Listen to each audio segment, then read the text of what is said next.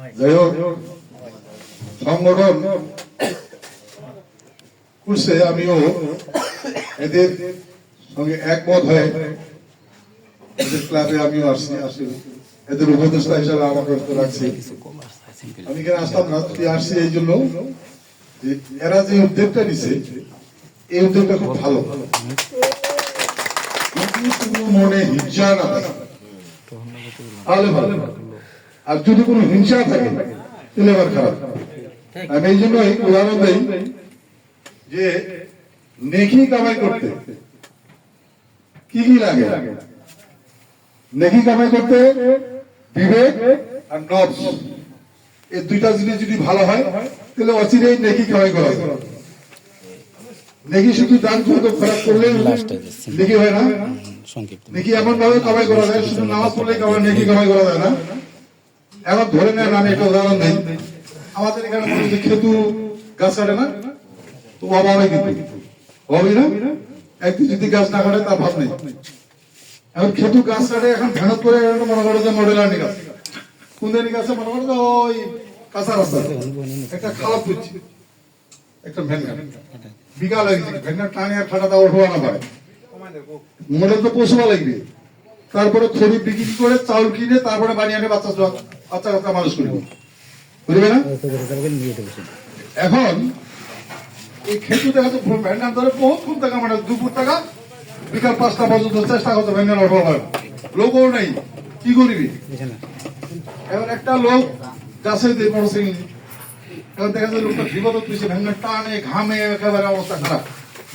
ওই ভ্যান্ডার যদি ঠেলে এনে লোকটা রহায় দেওয়া যায়, আর যদি খরিলা বিক্রি করে চাউলা বাড়ি নিয়ে এনে সব তা খেলায়, ওই লোকটা কি পরিমাণ লেগে হবে বলেন, ওই লোকটা কি পরিমাণ লেগে হবে।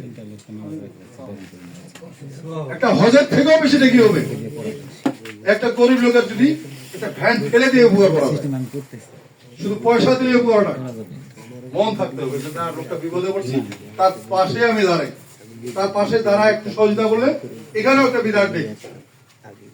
আপনারা উদ্যোগ নিছেন যে একটা লোককে আমরা চিকিৎসার জন্য 10 টাকা দিব, একটা বিয়েতে 10 টাকা দিব, এটা হলো খুব ভালো উদ্যোগ। সেখানে আমিও যতটুকু পারি আমার পরিষদের পক্ষ থেকে বা ইউনিয়নের পক্ষ থেকে যতটুকু পারবো ইনশাল্লাহ আমি এখানে সহযোগিতা করবো বা হেল্প করবো। আমি বলছি আপনাদের সংগঠনে বরাদ্দ লাগে, বরাদ্দ দিব, বরাদ্দ হতো ডিসেম্বরে বরাদ্দ আসবে, সেখানে আমি একটা বরাদ্দ ধরাবো যেন আপনাদের ঘর টর বা নির্মাণ করতে পারে। এখন বেশি কিছু না বলি, এখন যে বাইরে থেকে ভাইরা আসছে, উনি নাকি বললো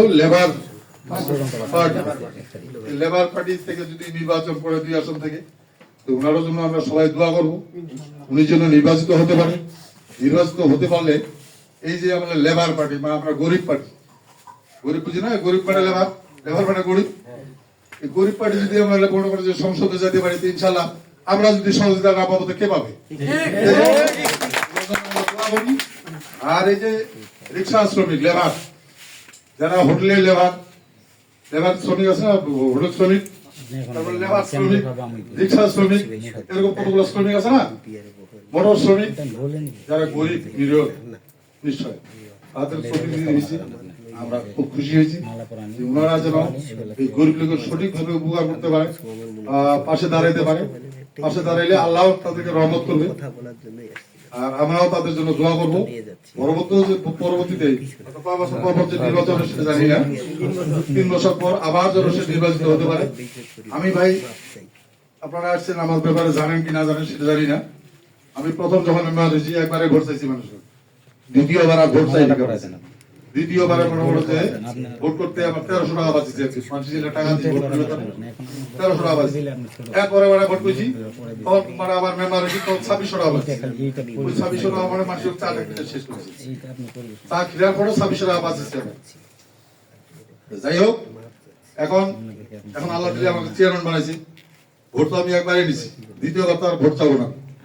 দ্বিতীয়বার আমার কথা, আমি কোন লোকের কাছে ভোটের জন্য যাবো না, মানুষ যদি মনে করে এই লোকটা প্রয়োজন আছে তাহলে আমাকে ডাকে ভোট মানে নির্বাচিত মানে করাবে বা দাঁড়ায় দিবে, ভোট দিবে, আমরা সহযোগিতা করবো। আমি পরিষদে গেছি এই 4 বছরে, ন্যায় নীতি ছাড়া অন্যায় বিচার আমি করিনি। অন্যায় কি জিনিস আমি এটা জানি না। আমার যদি শত্রু হয়ে থাকে, যদি মনে করে সেটাকেও আমি খুব ভালো আপন ভাবি। কি জন্য ভাবি? আল্লাহ মানুষকে তৈরি সুযোগ করছে, যে কিসের জন্য তৈরি করছে? মহব্বতের সহিত তৈরি করছে। এই যে আমাদের মানুষকে যে আল্লাহ তৈরি করছে, কিসের জন্য? মহব্বতের সহিত তৈরি করছে। এই মহব্বতের মানুষের যদি কেউ হিংসা করে, আমি এইটুকুই আর কি, দুনিয়াতে মনে করছে আজকে আমার বিচার সালিশের বয়স বা মানুষের নেতৃত্ব দেওয়ার বয়স কিন্তু আমার মোটামুটি 50 বছরের মতোই আর কি। 60 বছর পর 10-12 বছর হয়েছে, তখন থেকে চেয়ারম্যান মেম্বার আসতো, বিচারে যদি অন্যায় করতো সেটা প্রতিবাদ করতো, তখন থেকে শুরু। তার যাই হোক, 50 বছর না হোক 40 বছর তো হবে। এই 40 বছরের অভিজ্ঞতা যেহেতু আমার আছে, বিভিন্ন জায়গায় ঘুরে বিভিন্ন জায়গায় কিছু অভিজ্ঞতা নিছি। মানুষ কিন্তু বাস্তবে যারা বিশ্বাসী, তারা কিন্তু মনে হচ্ছে অভিজ্ঞতা গুলো অন্যরকম। আর কতগুলো লোকের অভিজ্ঞতা আছে আর কি ওরকম আর কি, একটু লেখাপড়া করছে কিন্তু অভিজ্ঞতা কম, ওরা কিন্তু সঠিক বিচার না। আমার কথা হলো যে আমাকে তো যেহেতু জনগণ ভোট দিয়ে বিচারে বানাইছে, আমি অন্যায় বিচার কোনোদিন করিনি। আর এটুকুই জানি যে একটা জিনিস কি ভালো, আর একটা হলো মন্দ। এই দুইটা জিনিস যদি আমরা ওই বিবেকের মধ্যে না রাখি, তাহলে আমরা জনসভায় বা কি করবো, আর মানে ভালো মন্দ বা কি অর্জন করবো? ভালো মন্দ আল্লাহ